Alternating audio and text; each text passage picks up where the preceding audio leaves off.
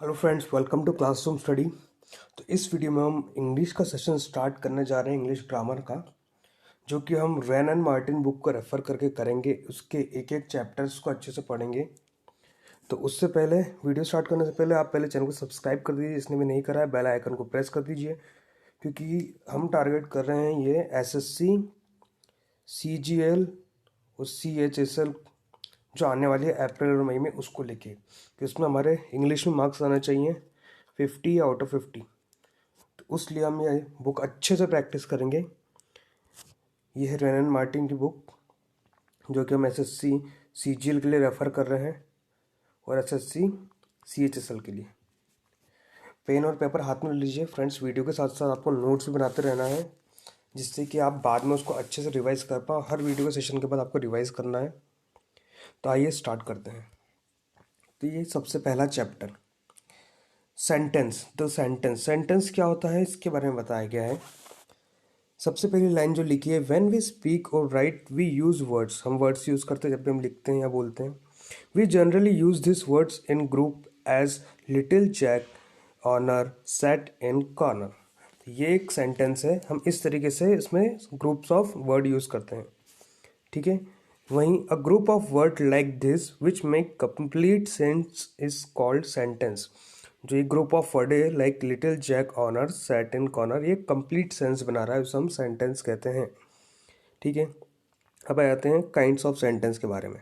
तो sentence are of 4 kinds. 4 तरह के सेंटेंस होते हैं। कौन कौन से? Directive, assertive, interrogative, imperative and exclamatory. तो उसके पहले हम जानेंगे एक एक को। सबसे पहला आता है डायरेक्टिव और असर्वेटिव। उसमें क्या है ये? उसमें दिया गया है, Humpty Dumpty set on wall, those statement which make statements और असर्शन। मतलब हमें क्लियर बता दिया गया है कि हम्टी डम्टी जो है वो सेट ऑन वॉल पे बैठा हुआ है। तो ऐसे सेंटेंस को हम कहते हैं असर्टिव और डिक्लेरेटिव, जिसने डिक्लेयर कर दिया है कि Humpty Dumpty set on wall. वहीं दूसरा हम देखें, दोज विच, ये हो गया डिक्लेरेटिव, है ना। सेकंड हमारा आता है इंट्रोगेटिव। इंट्रोगेटिव सेंटेंस वो होते हैं जो क्वेश्चन मार्क बनाते, क्वेश्चन पूछते हैं। लाइक हम क्वेश्चन पूछते हैं ना, वो कहाँ गया, वेयर डिड ही गॉन, ऐसा इस टाइप से हमको क्वेश्चंस यूज़ करने हैं क्वेश्चन मार्क के साथ, उसे हम इंट्रोगेटिव सेंटेंस कहते हैं। जैसे यहाँ पे लिखा गया है, वेयर डू यू लिव। ये क्वेश्चन पूछा गया कि आप कहाँ रहते हो, तो ऐसे सेंटेंस हम इंट्रोगेटिव सेंटेंस कहते हैं। तीसरा टाइप हम आते हैं, वो आते हैं हमारे इम्पेरेटिव सेंटेंस। इम्पेरेटिव सेंटेंस क्या होते हैं? Those which express command, request, उसे हम इम्पेरेटिव सेंटेंस कहते हैं। मतलब ऐसे सेंटेंस जो आपको कमांड दे रहे हैं डायरेक्ट, उसे हम इम्पेरेटिव सेंटेंस कहते हैं। जैसे कि बी क्वाइट, चुप हो जाओ, हैव मर्सी अपॉन अस। इस टाइप से जो सेंटेंस है उससे हम क्या कहेंगे? Imperative sentence. फ्रेंड्स नोट्स बनाते रहिएगा, क्योंकि ये आपको बाद में रिवाइज भी करना। आप रिवीजन जब तक नहीं करेंगे आपको याद नहीं होगा। एकदम हम बेसिक से लेके चल रहे हैं बुक को, एक एक वर्ड हम अच्छे से पढ़ेंगे, उसको एक्सप्लेन करूँगा मैं आपको, जिससे कि आपको याद हो सके, ठीक है। नेक्स्ट हमारा फोर्थ है एक्सक्लेमेटरी। कौन सा है? Exclamatory sentence. एक्सक्लेमेटरी सेंटेंस कौन से होते हैं? जैसे कि जिसके आगे इस तरह का साइन हो। एक मिनट रेड कलर से बना देता हूँ। इस तरह का साइन आता है इसके आगे, जैसे आता है have, how cold the night is. उसके आगे लास्ट में उन्होंने ऐसा क्वेश्चन एक्सक्लेमेटरी मार्क लगा दिया। What a shame, what a shame, what a shame के आगे ऐसा एक्सक्लेमेटरी मार्क लगा दिया। ये एक्सक्लेमेटरी मार्क इसलिए लगाया जाता है कि आप इस सेंटेंस के अंदर अपनी फीलिंग को एक्सप्रेस कर रहे हैं। जैसे हम वर्ड सुनते हैं ना, हुर्रे, एक वर्ड हमने सुना होगा हुर्रे, मतलब हम हमारे खुशी को जाहिर कर रहे हैं हुर्रे बोल के, तो उसके आगे हम एक्सक्लेमेटरी लगाते हैं। तो उस टाइप से एक्सक्लेमेटरी सेंटेंस कौन से होते हैं? जो अपनी स्ट्रॉन्ग फीलिंग अपनी को एक्सप्रेस कर रहे हैं, ठीक है फ्रेंड्स। अब आ जाते हैं सब्जेक्ट एंड प्रेडिकेट पे। सब्जेक्ट्स क्या होते हैं एंड प्रेडिकेट्स क्या होते हैं, थोड़ा सा मैं रब कर देता हूँ। सब्जेक्ट्स और प्रेडिकेट्स, कोई भी सेंटेंस फ्रेंड्स दो चीज़ से मिलके बना होता है, या तो सब्जेक्ट है, उसमें एक सब्जेक्ट होता है और एक प्रेडिकेट होता है। सब्जेक्ट क्या होता है फ्रेंड्स? सब्जेक्ट वो होता है, एक मिनट होल्ड कीजिएगा। हाँ, सब्जेक्ट वो होता है जैसे मैंने लिखा Ram is going to school, तो यहाँ पे वर्क क्या हो रहा है? स्कूल जाने का काम हो रहा है। Ram is going to school, कहाँ जा रहे हैं हम? स्कूल जा रहे हैं। कौन जा रहा है? राम जा रहा है। तो सब्जेक्ट वो होता है जिसके ऊपर काम हो रहा हो, जिसके बारे में हम बात कर रहे हो। तो हम किसके बारे में बात कर रहे हैं? राम के बारे में हम बात कर रहे हैं। तो राम हमारा सब्जेक्ट हो गया, और रेस्ट ऑफ द लाइन जो हमारी वो हो गई, वो प्रेडिकेट हो गई। आया फ्रेंड समझ में? नहीं आया? एक और एग्जांपल लेते हैं। एक और एग्जांपल मैं लेता हूँ आपके लिए, थोड़ा सा करूँ साफ सफाई से। ठीक है, यहाँ पे अपन लाइन पढ़ते हैं। When we make sentence we name some person or thing, है ना। Say something about that person or thing, किसी हम उस पर्सन के बारे में कुछ कहते हैं या बताते हैं, ठीक है ना। In other words we must have a subject to speak about and we must say and predicate something सब अबाउट द सब्जेक्ट। हम प्रेडिकेट क्या होते हैं? जो सब्जेक्ट के बारे में हमें कहा है। जैसे कि यहाँ पे एग्जाम्पल उन्होंने दे रखा है, यहाँ पे तो एग्जाम्पल नहीं दे रखा, मैं बना देता हूँ अपने हिसाब से। I am writing a letter. काम क्या हो रहा है? लेटर लिखने का। कौन कर रहा है? आई। तो यहाँ पे सब्जेक्ट क्या हो गया? हमारा आई। रेस्ट ऑफ द थिंग क्या हो गई? हमारी प्रेडिकेट हो गई। तो जो काम कर रहा है, जिसके बारे में बात हो रही है, वो हमारा सब्जेक्ट। जो बचा कुछ लाइन से, वो हमारी हो जाती है प्रेडिकेट्स। ठीक है फ्रेंड्स, इतना समझ में आया? आगे बढ़ते हैं। इतना आपको समझ में आ गया? अब आगे बढ़ते हैं। नोट्स बनाते जाइएगा फ्रेंड्स, तभी आपको बाद में रिवीजन के लिए अच्छा रहेगा। ठीक है, यहाँ पे जो दिया गया है, the part which tells something about the subject, ठीक है, दिस इज कॉल्ड प्रेडिकेट। ठीक है, ये हमने पढ़ चुके, देख ही लिया प्रेडिकेट क्या होता है। The subject of the sentence usually comes first. हाँ, सब्जेक्ट जनरली हमारा पहले ही आता है। जैसे मैंने लिखा था राम वाला, तो राम पहले आया था, आई पहले आया था। लेकिन कुछ कुछ केसेस ऐसे होते हैं जिसमें हमारे जो सेंटेंस होते हैं, उसका सब्जेक्ट जो होता है वो बाद में भी आता है ना। कैसे? जैसे यहाँ पे एग्जांपल दिया गया है, हियर कम्स दी बस। तो हमारा यहाँ पे सब्जेक्ट क्या है? आने का काम कौन कर रहा है? काम किस पे हो रहा है? बस का काम हो रहा है। तो यहाँ पे सब्जेक्ट क्या हो गया? बस। बट ये आया है लास्ट में। हर बार सेंटेंस के फर्स्ट में आता था, अब ये इस सेंटेंस में लास्ट में आया है। तो ऐसा भी पॉसिबल है कुछ कुछ सेंटेंसों में, इसमें ओकेजनली लिखा है कुछ कुछ सेंटेंस में। सेकंड हमारा एक दिख नहीं रहा, इसको थोड़ा सा जूम कर लेते हैं। सेकंड हमारा यहाँ पर दे रखा example, sweet are usually uses of adversity. तो ये हमारा एक सेकंड एग्जांपल हो गया। फिफ्थ हमारा point, the imperative sentence the subject is left out as sit down, thank him. तो फ्रेंड्स, ऐसे जो सेंटेंस होते हैं इम्पेरेटिव सेंटेंस, इम्पेरेटिव सेंटेंस क्या होते हैं हमने पढ़े, ये पीछे याद हो तो। इम्पेरेटिव सेंटेंस से थर्ड वाला, be quiet, have mercy upon. तो ऐसे सेंटेंस वो होते हैं जो सब्जेक्ट लेस होते हैं। इसमें सब्जेक्ट नहीं होता, ये सिर्फ और सिर्फ कमांड होती है जो किसी व्यक्ति के द्वारा किसी को दी गई होती है। बट इसमें सब्जेक्ट नोन होता है, इसलिए सब्जेक्ट इसमें हम सेंटेंस में यूज़ नहीं करते हैं। ठीक है फ्रेंड्स, यहाँ पे कुछ ग्रामर के एग्जाम्पल दे रखे हैं, सब्जेक्ट और प्रेडिकेट एक्सरसाइज है। ये आपको होमवर्क में आपको करनी है खुद से, आपको खुद को प्रैक्टिस करनी है कि इसमें सब्जेक्ट कौन सा है और प्रेडिकेट कौन सा है। ठीक है, तो ये आपको सारे सेंटेंस स्क्रीनशॉट ले लीजिए आप अच्छे से, नहीं तो आपके पास बुक होगी रेनन मार्टिन की, तो उसमें दिया गया होगा। ठीक है फ्रेंड्स, चलिए आगे बढ़ते हैं।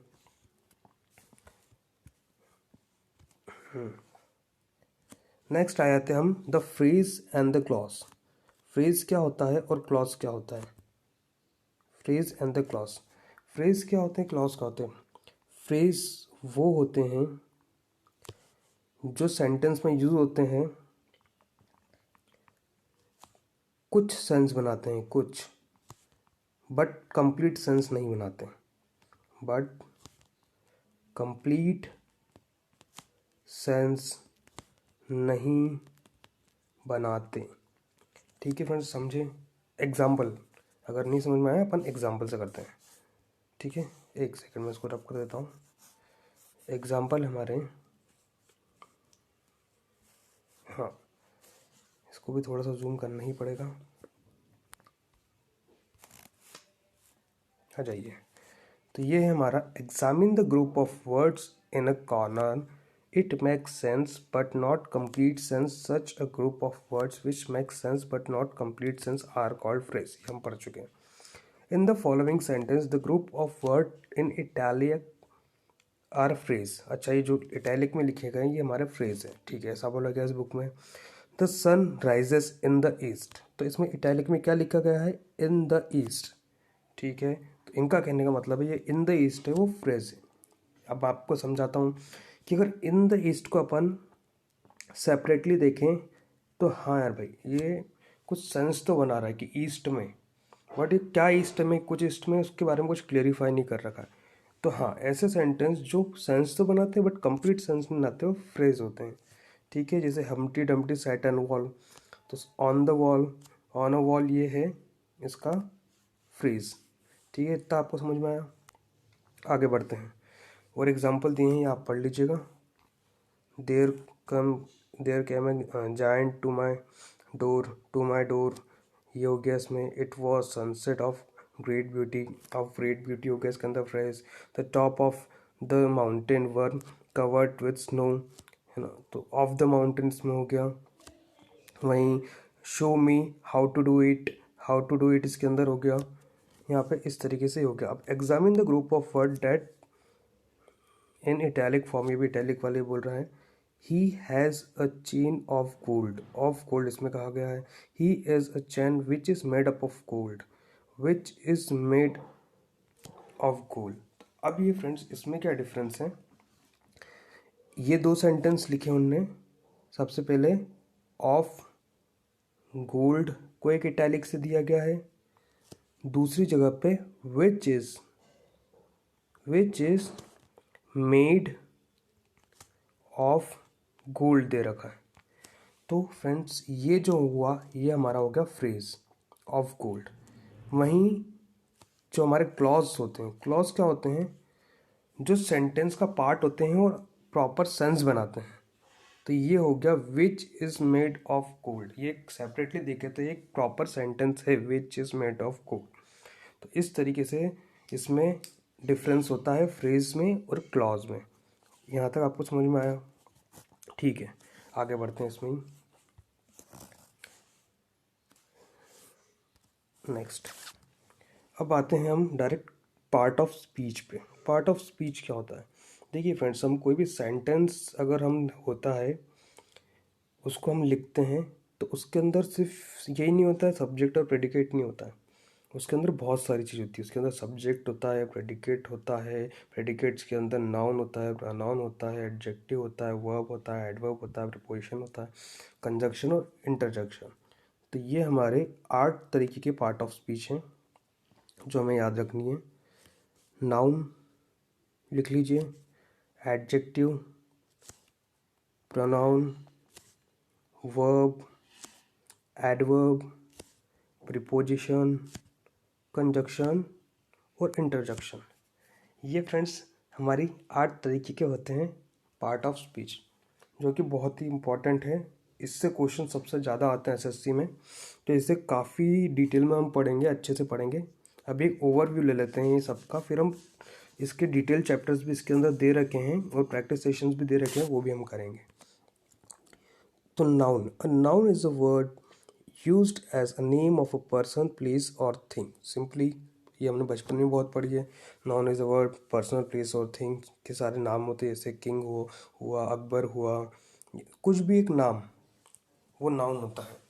या वो किसी पर्सन का हो, या किसी प्लेस का हो, या किसी थिंग का हो। पर्सन मतलब मेरा नाम दीमैन, वैसे प्लेस का मतलब मुंबई, थिंग का मतलब बुक, कुछ भी ऐसी बुक, पेन, ये सब नाउन होते हैं, ठीक है। नाउन मतलब एक नाम सिंपली, ठीक है। सेकंड, उसका नोट पढ़ते हैं। The word things include all subject that we can see, hear, taste, touch और smell, and something that we can think of but cannot perceived by senses.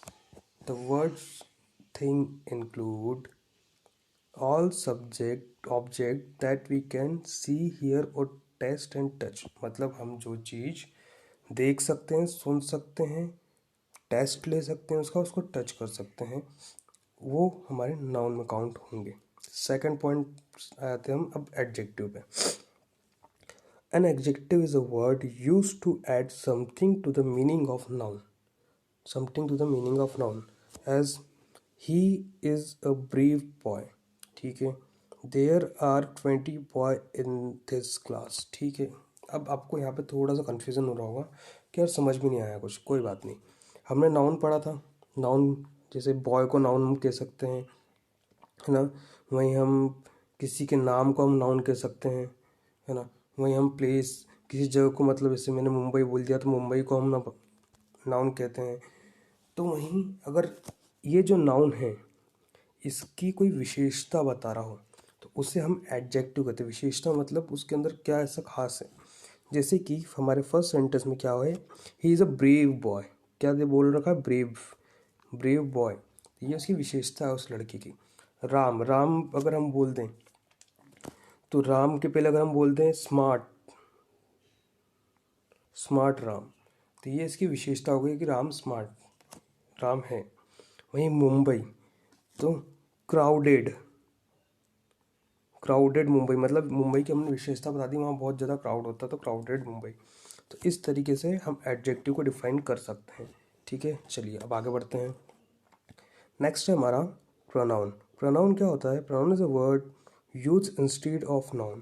Pronoun ऐसा वर्ड होता है जो नाउन के बदले में यूज़ किया जाता है। किस तरीके से, एग्जाम्पल देखते हैं। John is absent because he is यहाँ पे जॉन इज एबसेंट, यहाँ पे जॉन नाउन हो गया, है ना, बिकॉज ही इज इल।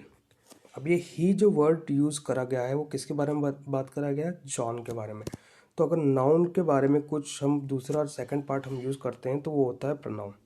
जैसे कि Ram is going to school and he wear shoes. तो एंड ही वियर, किसने शूज़ पहने, राम ने। तो राम के बारे में बोला गया तो उसके लिए हम ही यूज़ कर रहे थे, ही हमारा प्रोनाउन हो गया। ठीक है फ्रेंड्स, इतना आपको समझ में आया। और जनरली फ्रेंड्स प्रोनाउन वही होते हैं, ही, शी, इट, इस टाइप से प्रोनाउन यूज़ होते हैं। मतलब ऐसा एकदम रटिएगा मत, उसको समझिएगा तो आप खुद ही डिफाइन कर पाएंगे। अब आते हैं वर्ब पे। वर्ब मतलब क्रिया, काम जो हो रहा है। तो ये चीज़ आप तो खुद से डिफाइन कर सकते हैं। जैसे I am going to school, तो गोइंग जाने का काम हो रहा है, ये हो गया नाम अपना वर्ब, है ना। वैसे यहाँ पे एग्जांपल दिया, the girl wrote a letter to her cousin. तो यहाँ पे क्या काम हो रहा है, रॉट, लिखने का काम हो रहा है ना। वहीं अगर यहाँ पे दूसरा एग्जांपल देखिए, Kolkata is a big city. Kolkata क्या है, एक बड़ी सिटी है। तो यहाँ पे वर्ब क्या हो गई, इज़। ये चीज़ मैं आगे डिटेल में बताऊंगा इज़ क्या हुआ है, वर्ब और हेल्पिंग वर्ब के बारे में। Iron and copper are useful metal. तो यहाँ पे हमारी क्या हो गई, आर, आर हमारे हो गई है वर्ब। तो ये चीज़ आपको याद रखनी है। अब इन डेप्थ आपको और बताऊंगा, जो काम हो रहा है, क्रिया जो काम, इसका हिंदी का सिंपल हम लिखते हैं क्रिया, कार्य जो हो रहा है वो होता है हमारा वर्ब। वर्ब भी बहुत तरीके से डिफाइन, अलग अलग टाइप से, उसके अपन बाद में जब डिटेल में पढ़ेंगे तब उसके अच्छे से पढ़ेंगे एक चीज़ के बारे में। आगे बढ़ते हैं। नेक्स्ट है, बैकग्राउंड नॉइस को इग्नोर कीजिएगा, सॉरी, माफ़ी चाहता हूँ उसके लिए। नेक्स्ट है एडवर्ब। एडवर्ब क्या होती है, जो वर्ब की विशेषता बताती है। अभी हमने जैसे एडजेक्टिव पढ़ा ना, ये क्या हो गया ऊपर, हमने भी एडजेक्टिव पढ़ा। एडजेक्टिव वो था जो नाउन की विशेषता बता रहा था, जैसे बॉय की विशेषता बता रहा था क्या, ब्रेव। वैसे ही ये हो गया हमारा एडजेक्टिव। वहीं एडवर्ब क्या होता है, एडवर्ब ये वर्ब या किसी एडजेक्टिव विशेषता बताता है, या तो वर्ब या किसी एडजेक्टिव की विशेषता बताएगा। ठीक है, एडजेक्टिव कभी एडवर्ब की विशेषता नहीं बता पाएगा, बट हाँ एडवर्ब एडजेक्टिव की विशेषता बता पाएगा। तो यहाँ पे क्या लिखा है हमारे एग्जाम्पल में, आइए चलिए देखते हैं। यहाँ पे हमें एग्जाम्पल में लिखा गया है he worked the sum quickly. He work the sum very quickly. उसने काम करा बहुत जल्दी। तो काम करा क्या उसने, काम है ना, कैसे करा उसने, क्विकली, जल्दी। तो हमने क्या बता दिया, वर्ब का क्या बता दिया कि वर्ब की विशेषता क्या, वर्क, काम बहुत जल्दी हो रहा है। तो इससे हम एडवर्ब डिफाइन कर पाएंगे क्विकली। बट लास्ट में एल वाई वाले वर्ड वैसे जनरली बोला जाता है, मतलब 100% नहीं, बट एल वाई वाले वर्ड ज़्यादातर एडवर्ब होते हैं। बट फ्रेंड्स इसको इस तरीके से रटिएगा मत, मोस्टली केसेस में ये सही होता है बट फिर भी रटिएगा मत, एग्जामिनर यही घुमाता है आपको। हमें ये याद रखना है, जो नाउन की विशेषता बताए वो एडजेक्टिव, और जो एडवर्ब है वो नाउन, एडजेक्टिव और अपने वर्ब की विशेषता बताएगा। ठीक है, बस हमें इस तरीके से इसको याद रखना है। एक एग्जांपल और ले लेते हैं, एक एग्जांपल हमने लेते हैं, इसको रब कर देते हैं पहले। एक एग्जांपल हमारा हो गया, the flower is very beautiful, इसके नीचे। तो फ्लावर कैसा है, वेरी ब्यूटीफुल। ब्यूटीफुल क्या है, ब्यूटीफुल हमारा वर्ब है, और वर्ब की विशेषता क्या बता रहा है, वेरी। वेरी मतलब बहुत ही ज़्यादा खूबसूरत है। तो इस तरीके से हम डिफाइन कर सकते हैं हमारे एडवर्ब को। एक और हम एग्जांपल लेते हैं, she pronounce the word quite correctly. तो उसने वर्ड को प्रोनाउंस करा क्वाइट करेक्टली। कैसे, करेक्टली हमारा एक एडवर्ब है, एडजेक्टिव है, इसकी विशेषता बता रहा है कौन, हमारा एडवर्ब। एडवर्ब जिसका है हमारा क्वाइट, कैसा, क्वाइट करेक्टली। ठीक है फ्रेंड्स, तो एडवर्ब वो होते हैं जो किसी भी एडजेक्टिव या किसी भी वर्ब की विशेषता को डिफाइन करते हैं। ठीक है, आगे बढ़ते हैं। क्या क्या हो गया अपना, एडजेक्टिव हो गया। इसके बाद आते हैं हम प्रीपोजिशन पे। प्रीपोजिशंस क्या होते हैं, prepositions is a word which a noun and pronoun to show how the person or thing denoted by a noun pronoun stand in relation to something else, as the cow is there is a cow in the garden। अच्छा, अब यहाँ पे जो उनने बोला है इन, इन एक हमारा प्रिपोजिशन है। ठीक है, सेकंड एग्जांपल भी देख ही लेते हैं, the girl is found of music. Of हमारा प्रिपोजिशन है। ठीक है, a fair little girl sat under the tree। Under हमारा प्रिपोजिशन है। ठीक है फ्रेंड्स, इससे आपको कुछ समझ में आया, नहीं आया? ठीक है, मैं बता देता हूँ एक बार और। इसमें क्या है, प्रिपोजिशन में कोई भी हमने एक सेंटेंस लिखा है ना, या तो नाउन प्रोनाउन के बारे में होगा कुछ ना कुछ, है ना, और वो जो काम कर रहा है उसकी स्टेट बता रहा है, कंडीशन बता रहा है। जैसे कि राम कहीं खेल रहा है, तो कहाँ खेल रहा है, इन द गार्डन। अगर राम घर में खेल रहा है तो in the house.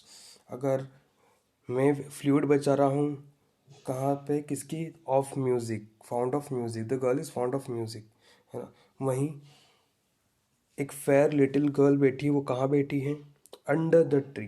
Under the tree उसकी स्टेट है। तो कोई भी ऐसा वर्ड जो किसी भी नाउन प्रोनाउन के स्टेट बताता हो वो हमारा प्रिपोजिशन होता है। आया आपको समझ में? ठीक है, नेक्स्ट है हमारा इंटरजेक्शन। इंटरजेक्शन वही एक्सक्लेमेटरी वर्ड्स, सिंपल, जो एकदम एक्सप्रेशन बताते हैं, एक्सट्रीमली, अभी हमने पढ़ा था। तो अपने इंटरजेक्शन वही होते हैं, जैसे हुर्रे, तो ये हमारा इंटरजेक्शन हो गया। अलास, ये हमारा इंटरजेक्शन हो गया। OMG हम बोलते हैं, ओ माय गॉड, ये हम हमारा एक्सप्रेस कर रहे हैं, तो ये हमारा इंटरजेक्शन हो गया। ठीक है फ्रेंड्स, ये हमारा हो गया। ठीक है, अब देखते हैं, हाँ एक चीज़ हो, कोई वर्ड जो होते हैं वो हमारे दो तरीके से भी यूज़ हो सकते हैं। ऐसा ज़रूरी नहीं है कि एक वर्ड हमारा एक ही तरीके से यूज़ हो। यहाँ पे एक एग्जांपल दे रखा है, देखिए, दे अराइव्ड सून आफ्टर। यहाँ पे ये एडवर्ब की तरह यूज़ हो रहा है। दे अराइव्ड आफ्टर अस, यहाँ पे ये प्रीपोजिशन की तरह यूज़ हो रहा है। They arrived after we had left, ये हमारा कंजक्शन की तरह यूज़ हो रहा है। इससे पहले मैं आपको कंजक्शन के बारे में कुछ बताना चाहूँगा। कंजक्शन हमारा रह गया। तो कंजक्शन ऐसे वर्ड होते हैं, कंजक्शन ऐसे वर्ड होते हैं जो किसी सेंटेंस दो, ये फर्स्ट सेंटेंस है, ये सेकंड सेंटेंस है, इनको ज्वाइन करते हैं। These are the joining words of the two sentence और क्लॉजेस और फ्रेज। फ्रेज नहीं, क्लॉज। क्लॉज दो कंप्लीट एक सेंस बनाता है, इसलिए इन दोनों को, जैसे कि हमारा हो गया Ram is good but Shyam is not. तो बट जो वर्ड आया ये दो सेंटेंस को हमारा जोड़ रहा है ना। जैसे I am going to school and after that I am going to coffee shop, है ना। तो एंड यहाँ पे दो सेंटेंस को डिफाइन कर रहा है। तो इस तरीके से वो वर्ड्स जो दो सेंटेंस को आपस में जोड़ते हैं उससे हम कहते हैं कंजक्शन। ठीक है, अब आ जाते हैं यहाँ पर एग्जाम्पल पे। तो ये जैसे कि यहाँ पे सून आफ्टर, दे अराइव्ड सून आफ्टर। तो यहाँ पे जो आफ्टर है वो एक तरीके से एडवर्ब की तरफ का काम कर रहा है, क्योंकि वो वर्ब की विशेषता बता रहा है। आफ्टर कब आया, वो बाद में आया, अराइव्ड आफ्टर, है ना। तो आने का काम हो रहा है कब, बाद में। तो ये किसी वर्ब की विशेषता बता रहा है। वहीं पे सेकंड लाइन में दे अराइव्ड आफ्टर अस, प्रीपोजिशन हमने क्या पढ़ा था, ऐसे वर्ड जो किसी नाउन या प्रोनाउन की स्टेट को दर्शाते हैं। तो उसने किसको दर्शाया, अस। अस एक प्रोनाउन है, तो ये दे अराइव्ड आफ्टर अस, हमारे बाद में आया। तो ये हमारी एक स्टेट हो गई कि हमारे बाद में वो आया। ठीक है, थर्ड हो गया they arrived after we had left. तो दे अराइव्ड आपस में एक सेंटेंस है, दे अराइव्ड, है ना। वहीं पे वी हैड लेफ्ट भी आपस में एक सेंटेंस है, इन दोनों को ज्वाइन करा किसने, आफ्टर ने। तो यहाँ पे एक आफ्टर कंजक्शन की तरह यूज़ हो गया। ठीक है फ्रेंड्स, इतना आपको समझ में आया। आई होप आपको ये वीडियो अच्छी लगी होगी। तो इसे फटाफट लाइक कर दीजिए, अपने फ्रेंड के साथ शेयर कर दीजिए। अभी पार्ट 1 है, सबसे पहला हमने करा है, इसमें हमने 4 चैप्टर कवर कर लिए हैं। अब धीरे धीरे हम इन डेप्थ इसको पढ़ेंगे। पार्ट ऑफ स्पीच को सबसे पहले नाउन आएगा, ऐसे ऐसे करते सारे हमारे पार्ट्स ऑफ स्पीच आएंगे, इसको हम डिटेल में अब पढ़ेंगे। वीडियो अच्छा लगा और उसे लाइक करिए, शेयर करिए, चैनल को सब्सक्राइब कर लीजिए जिसने भी अभी तक हमारा चैनल सब्सक्राइब नहीं करा हो। ऐसी ही अच्छी वीडियोस आपके पास आती रहेंगी। हम CGL 2021 मतलब जो अप्रैल मई में होने वाला है उसके पहले पूरा अच्छे से ग्रामर कवर कर देंगे। थैंक यू, मिलते हैं नेक्स्ट वीडियो में, बाय बाय।